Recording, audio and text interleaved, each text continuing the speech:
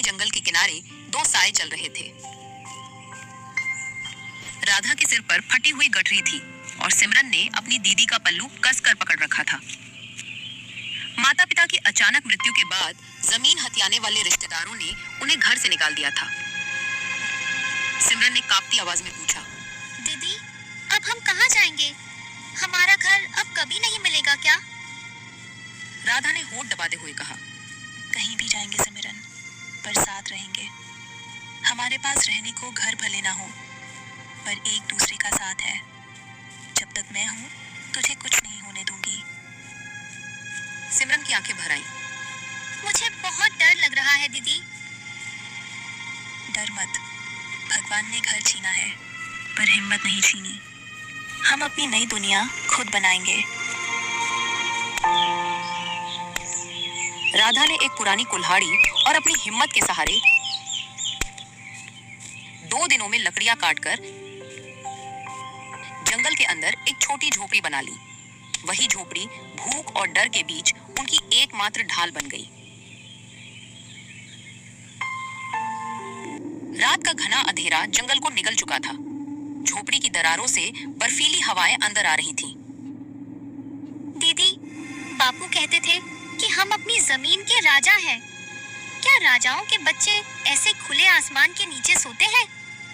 मुझे माँ की बहुत याद आ रही है। उनकी गोद में ठंड नहीं लगती थी।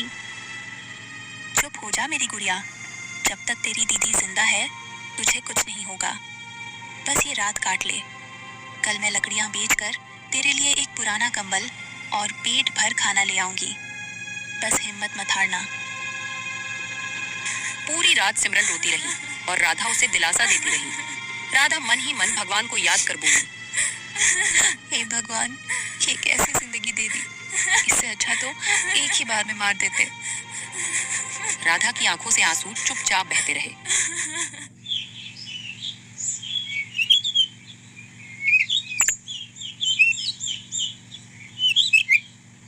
अगली सुबह राधा ने सिमरन को झोपड़ी के पास बिठाया।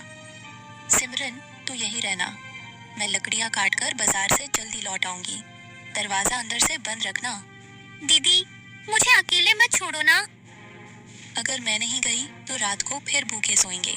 हिम्मत रख। राधा कुल्हाड़ी लेकर जंगल के और भीतर चली गई।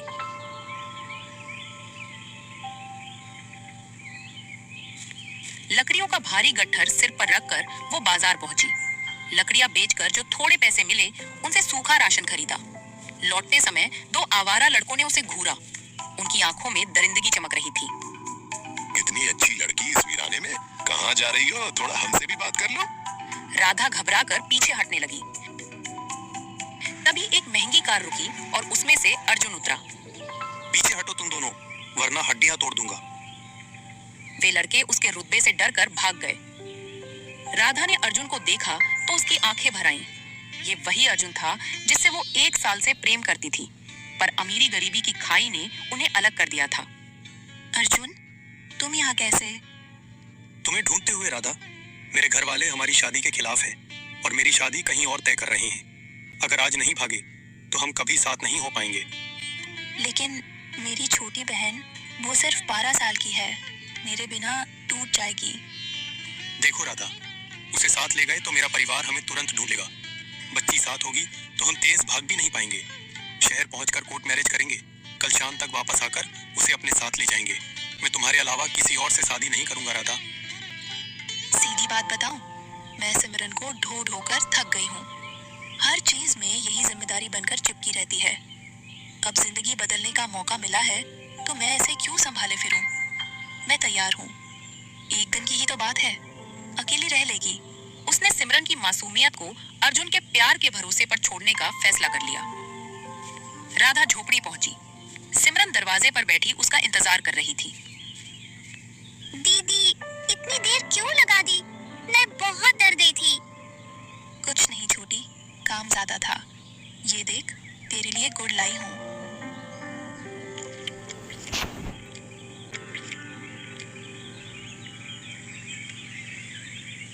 दीदी, आप कल फिर जाओगी क्या? मुझे अकेले मत छोड़ना। जब मैं अकेली थी तो जंगल से अजीब अजीब आवाजें आ रही थी। मैं बहुत डर गई थी। राधा ने बिना आंखें मिलाए कहा।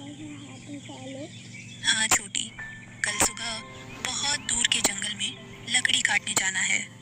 सूरज निकलने से पहले ही जाऊंगी। दोपहर की रोटी मैंने ढक कर रख दी है। दीदी, आप मुझे कभी छोड़कर तो नहीं जाओगी ना? नहीं मेरी प्यारी गुड़िया, मैं तुझे कभी छोड़कर नहीं जाऊंगी।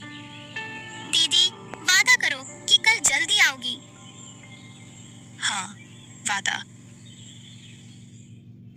रात के 3 बजे सिमरन गहरी नींद में थी। बाहर अर्जुन की गाड़ी का हल्का हॉर्न सुनाई दिया। राधा ने छोटा सा झोला उठाया।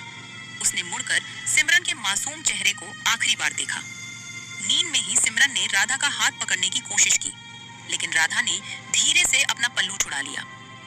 वो झोपड़ी से बाहर निकली और दरवाजे की कुंडी बाहर से लगा दी, ताकि सिमरन बाहर ना निकले और सुरक्षित रहे। पर वही कुंडी उसकी कैद बन गई। राधा अर्जुन के साथ अंधेरे में खो गई। सुबह के 10 बजे सिमरन की नींद खुली।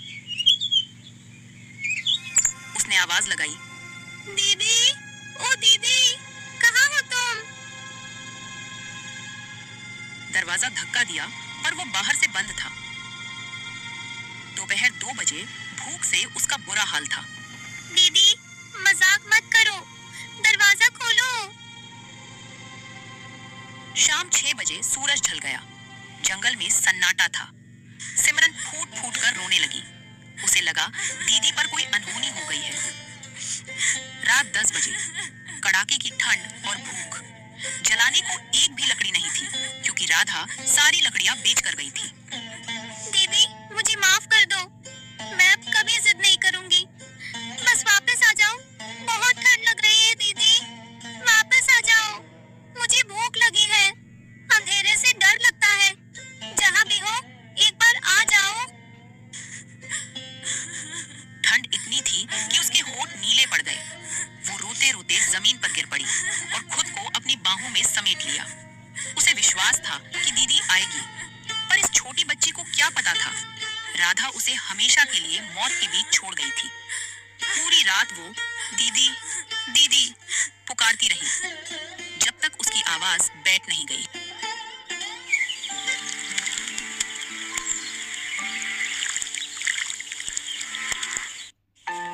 अगली सुबह लकड़हारा कुल्हाड़ी लेकर जंगल में लकड़ी काटने आया।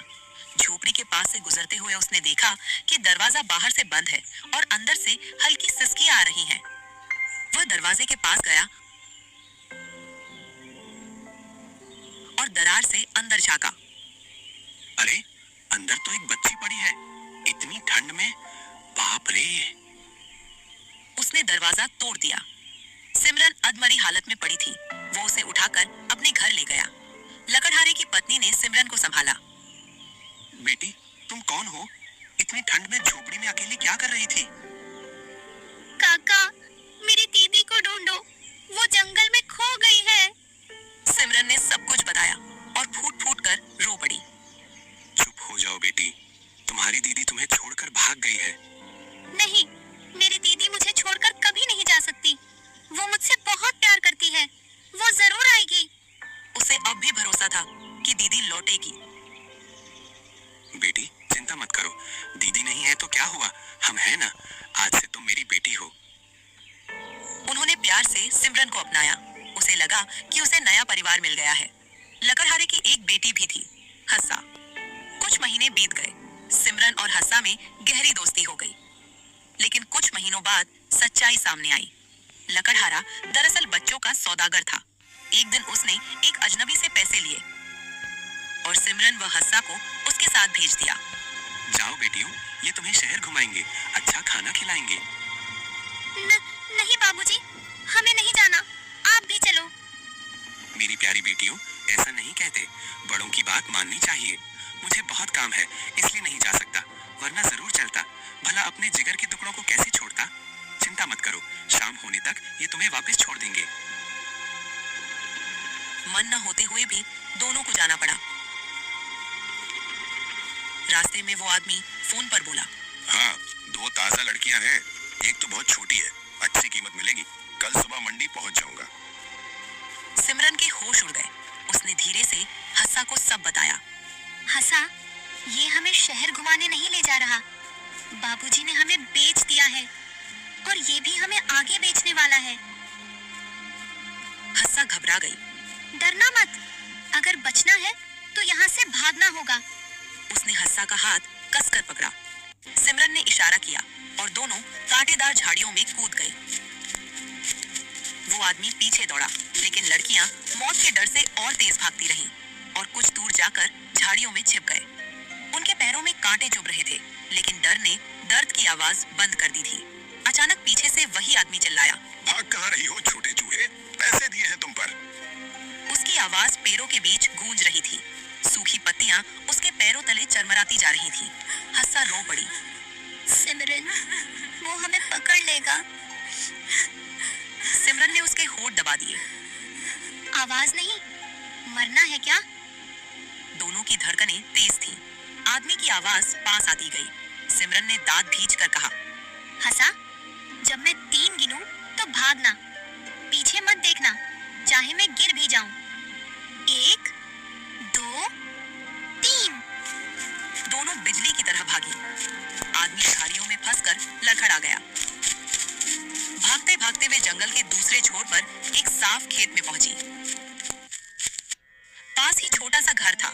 किसान रवि और उसकी पत्नी लैला आंगन में बैठे थे।